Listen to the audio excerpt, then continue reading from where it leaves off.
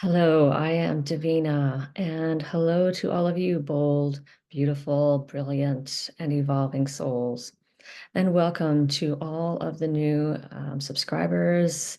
Welcome to this channel. I'm always open to your feedback, your comments. And if you have any video requests, I'm open for that as well. And if you'd like to reach out to me, I have an email below. If you're interested in my coaching services, you can also check out my Facebook page. And if you happen to want to, you have a little extra and you want to donate to my channel, there's also a link below. So today I'm going to talk about triggers and flashbacks.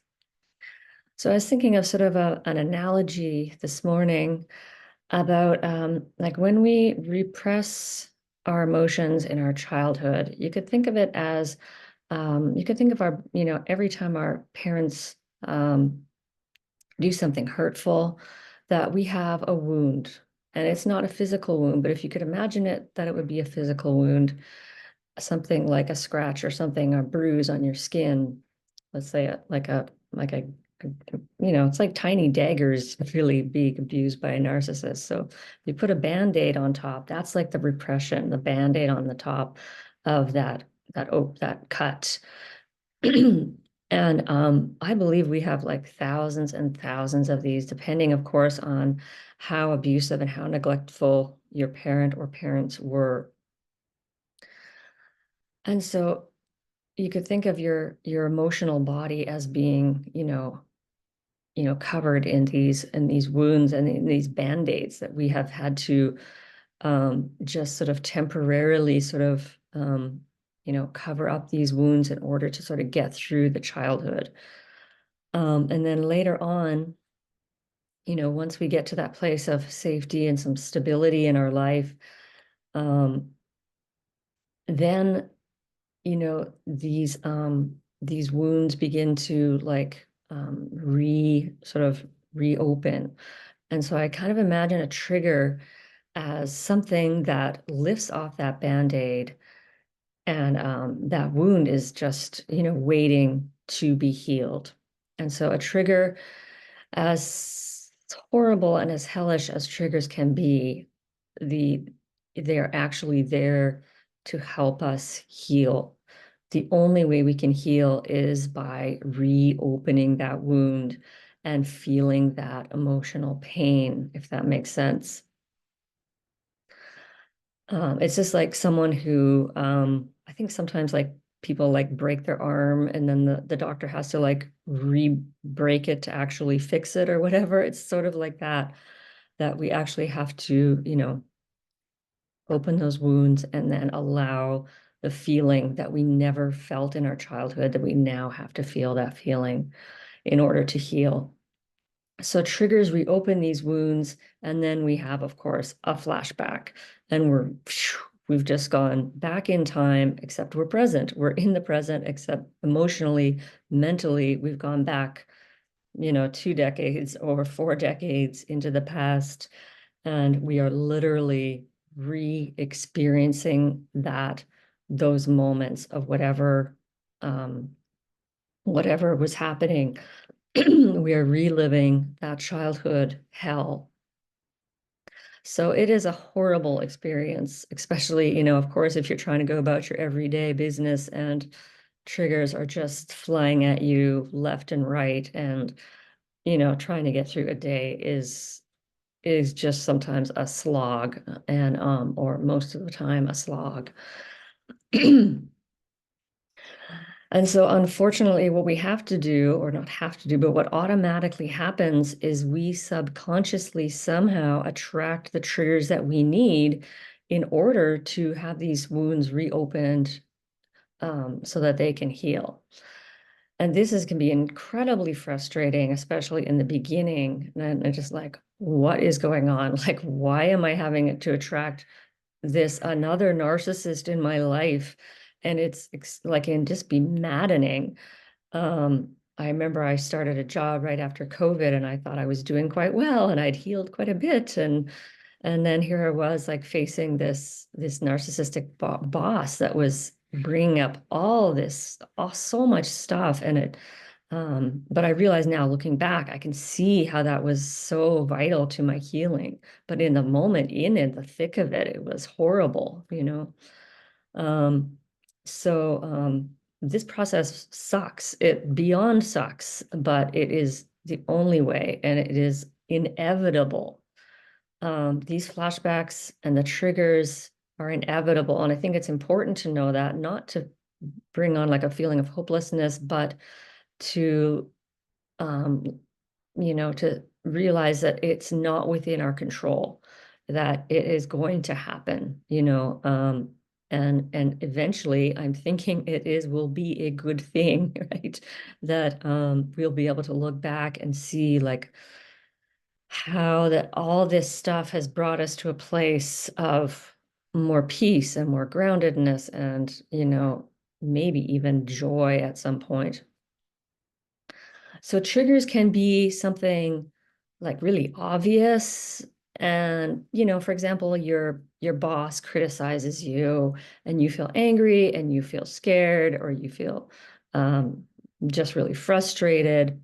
I mean, it's just pretty obvious, and you might realize, oh, that was what triggered me, and that's why I now feel this anger. And and you can link it back to realizing, okay, that was when, my mother used to be very critical of me. And so it's sometimes very easy to sort of connect all the dots. Um, but triggers can also be more subtle, more sort of maybe like you can't even really identify them. And sometimes they happen and you don't even really know that they happen. It could just be a look that someone gives you. It could be like just a gesture that you notice. Like it could be something so subtle that you don't even consciously register it, and yet your body is going like, whoa, what happened? Triggers can also literally be your whole life situation. So I think that's why I'm kind of always in a flashback, because I'm still, even though there's so many parts of my life that I've changed and that are way healthier, there's still this sort of umbrella of like, I'm still living in this small false self, basically, even though many ways I'm not, there's still just the general, my whole life situation is the flashback. So some other examples of triggers and the feelings that might come up. I'm sure you have many, but just a few. For example, a friend that doesn't text you back right away. This is very triggering for me when someone doesn't respond. My parents weren't responsive, so that can bring up a lot of fear, shame, confusion, sadness. Maybe your partner, maybe they don't ask you about how was your day, and they usually do, and maybe one day they don't, or maybe a couple days they don't, and you're wondering what's going on. So again, you feel sad, you feel angry, you feel confused, you feel ashamed. So it's important to link like, okay, this was the trigger, this was the flashback. And again, it's not always that clear. So, but if it is, just to try to, at the end of the day, at the end of the week, to say, what was triggering for me today? And sometimes, again, they can be more like just sort of like I could just be working on my computer and maybe I can't figure something out or something's not working correctly. And that can trigger a lot of frustration and anger. And that is a flashback. It might not seem so obvious, but it's like, again, it's like, um, not getting my need met or having to wait or something's not being like consistent. All these kind of subtle things can also like our flashbacks. Everything that happens in our day, it can be a flashback, and just daily things like maybe you have some pressure to meet a deadline, and that can also send you back to your childhood. Maybe your parents were always pressuring you or pushing you or not allowing you the time and the space you needed. So that again can be like you go, the fear and the terror. I know so much of, when I'm at work, um, so much fear and terror just about the schedule of the day and the things I have to get done. There's this just constant kind of terror going on. And making a mistake can be another one. Fear, constant fear of like, I make a mistake or I do something wrong and it's going to be like doom, like I'm going to be fired, I'm going to go homeless, like everything is like a fear of abandonment. He is huge. Um, so the trick is, again, so to try to identify the trigger if you can, what feelings are coming up, and try to feel those feelings if you can. And this takes, years of practice, or at least in my experience, years of practice. So in the beginning, it's like maybe, you start feeling some of the frustration, and then you start feeling some of the more difficult feelings, maybe the anger, and then maybe the grief. Shame is a very difficult one to feel. So, they um, just try to allow that pain if you can. Try to sit with it, try to feel and cry, or just sometimes just sit with it, just like, oh, I'm sitting with this like guilt, like just noticing it, having the awareness of it, can also help it to somehow digest or whatever. Um, I also recommend processing your trigger if you're planning to set some boundary. For example, um, you know, yeah, for example, your partner does something and you're like really super angry and you're just like freaking out, and take a day or take 24 hours, or set some sort of boundary for yourself to like, okay, I need to process these emotions first, and then I can approach my partner from a more grounded, more peaceful place where I can speak the boundary without blame, without a bunch of extra emotional stuff. um, and this is very, very, very difficult to do. And I have definitely not done this always in the right way. And that's fine too. It's a learning process. It takes time. Um, and of course, yeah, can you imagine like how this trigger relates to your childhood? So anytime you're experiencing emotional pain in your day, that is something that is linked back to your childhood. Like I think Pete Walker says like 90%. I think it might be even higher. Basically, any emotion I'm feeling, any emotional pain is linked to my childhood. And when you're in the midst of it, when you're in the thick of the flashback, and it might be like you might have a trigger that brings on a flashback that lasts for hours or days or even weeks, sometimes even years. If you leave a relationship, you might be in an abandonment flashback for a year or 2 years.